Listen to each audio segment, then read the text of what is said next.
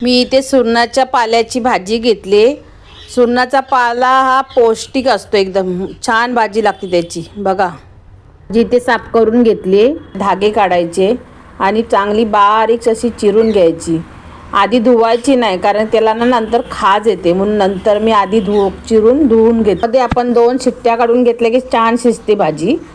नंतर मग मी चणा डाळ आहे ना वेगळी शिजत टाकली, कारण त्याच्यामध्ये शिजली ना की एकदम मग पूर्ण त्याचा खिमा होतो।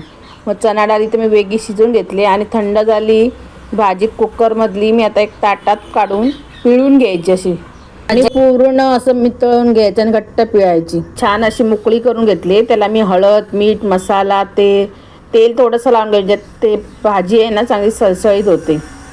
त्या भाजीला कांदा, लसूण आणि तेल खूप लागतं, ते जरा घातलं ना की छान होतं। भाजीला असं तेल लावून घेतलं म्हणजे मऊ राहते भाजी। चणा डाळ घालून आताच पूर्ण एकत्र इथे मी कांदा घेसून घेतले। आता फोडणीसाठी आपण तेल घालूया।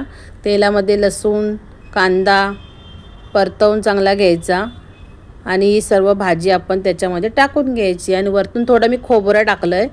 खोबरं टाकून घेतलं की झाली भाजी आपली सुरणाच्या पाल्याची तयार। कशी वाटली माझी भाजी?